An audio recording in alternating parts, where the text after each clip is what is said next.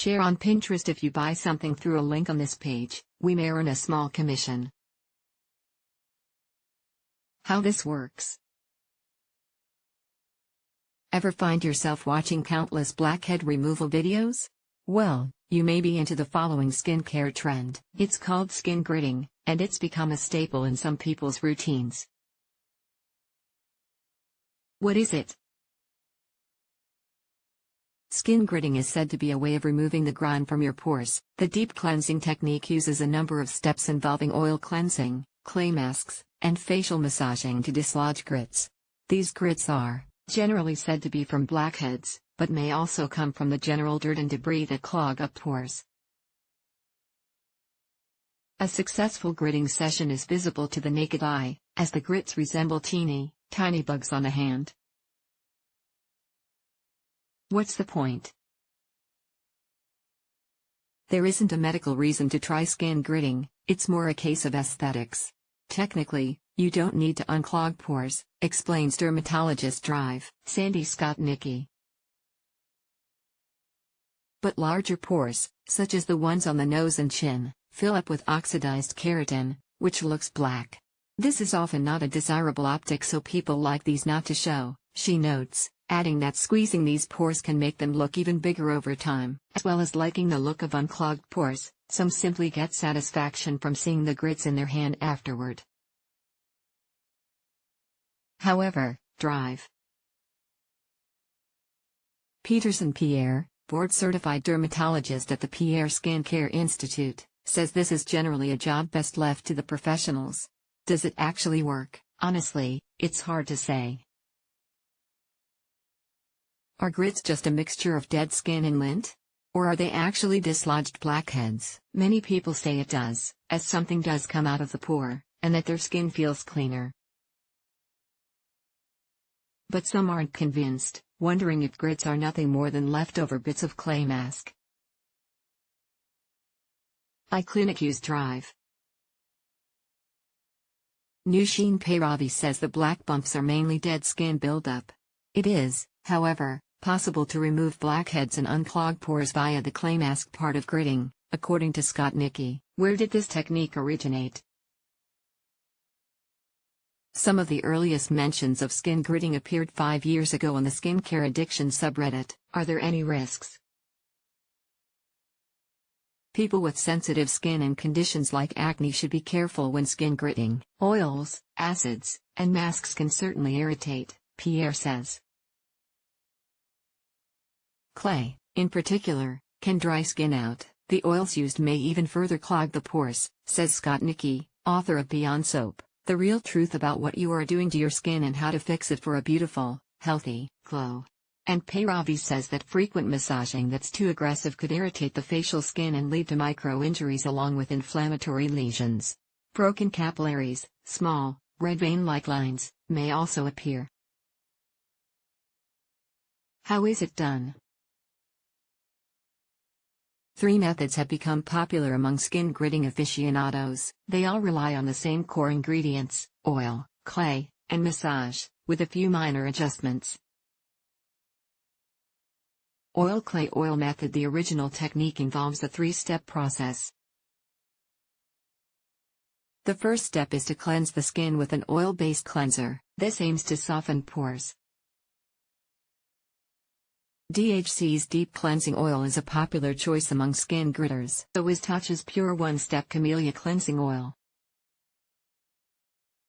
Find DHC's Deep Cleansing Oil and Tatcha's Pure One-Step Camellia Cleansing Oil online. A clay mask is applied next, which dries and pulls debris in the pore out when removed, Scott-Nicky says. Aztec Secrets Indian Healing Clay regularly receives rave reviews, along with Glamglow Super Mood Clearing Treatment. Shop for Aztec Secrets Indian Healing Clay and Glamglow Super Mood Clearing Treatment online. Remove the clay mask and dry your face before moving on to the last step, using oil to gently massage your skin for 2 to 3 minutes. This is designed to physically remove blackheads which, if you're lucky, will show up as grits on your fingers. Skotnicki notes that the first and last steps are likely not necessary, but says oil may have a benefit when used with clay masks. These masks are very drying, and they take off some of the surface skin, she explains. This can disrupt the skin's ability to act as a barrier. Oil may help replace what is lost, she says. Oil acid clay oil method. This method adds an extra product in between the cleansing oil and clay mask. After cleansing the skin, apply an exfoliating acid. One containing a beta-hydroxy acid, BHA, is usually preferred, as they can dissolve oil. Trusted source and dislodge dead skin cells. Paula's Choice 2% BHA liquid exfoliant is touted as a good option to try. Shop for Paula's Choice 2% BHA liquid exfoliant online. Skin gritters say to leave the acid on for around 20 to 25 minutes, though you should make sure to read the label for product-specific instructions. Don't rinse off the acid. Instead, apply the clay mask straight on top. Once that's removed, go ahead with the same facial massage. Skotnicki cautions using this method. Adding the acid, she says, would certainly lead to possible irritation from the clay mask. Oil sleep oil method. Consider this method if you're not a fan of clay products or you are worried that your skin will react negatively to a mask. You don't have a lot of time to spend on gritting. It simply involves applying oil to your face, going to sleep, and washing your skin the next morning with an oil cleanser. Leaving oil on for hours is said to send more impurities to the surface of your skin, making the resulting grits even more satisfying. How do you know if what you're seeing is a grit? When examined closely, a true grit will be black or gray on one end and relatively clear, yellow, or white on the other. This is because the top of a blackhead darkens on contact with oxygen. If what you see is completely black, this isn't a grit, according to Reddit users. It's more likely to be other skin-related dirt, product residue, or something like lint. Don't expect all grits to be big. Some may resemble tiny black dots. The other thing to look out for is shape and texture. Grits may be small, but they're also noticeably long and thin, or bulb-shaped. They're also typically waxy. If you can flatten it with your finger, for example, it's likely a grit. How often can you do it? Once a week maximum. Any more than that and you're likely to make your skin a little too dry. People with sensitive skin may want to avoid weekly gritting and instead try it monthly. And if you have the likes of acne, eczema, or rosacea, it's worth checking with a dermatologist to see if skin gritting is really right for you. How do you know if you've gone too far? If you notice a lot of inflammation or broken capillaries post-massage, you may be massaging too hard or for too long. Try reducing the pressure and time. And if this doesn't help, it's best to avoid gritting altogether. Extra dry skin is also a sign that you may be gritting too excessively. Tone down how often you're using the method to see if your skin improves. Is there anything you can do to reduce your risk of irritation? Some skin types may just be predisposed to irritation with a technique like this, but there are a couple of things you can do to avoid a red, raw look afterward.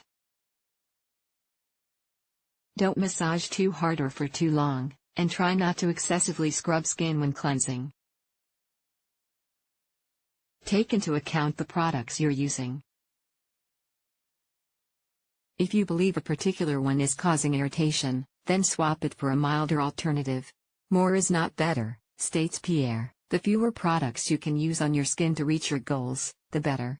Pierre adds that, one product may be fine, but the combination of products may be harmful. The bottom line: the trick to trying out any new skincare regime is to listen to your skin and keep your expectations in check.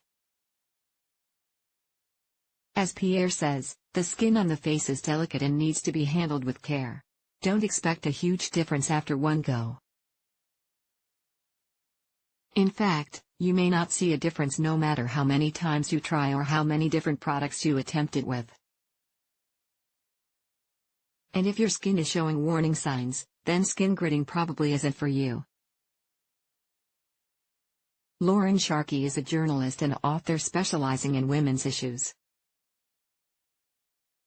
When she isn't trying to discover a way to banish migraines, she can be found uncovering the answers to your lurking health questions. She has also written a book profiling young female activists across the globe and is currently building a community of such resistors. Catch her on Twitter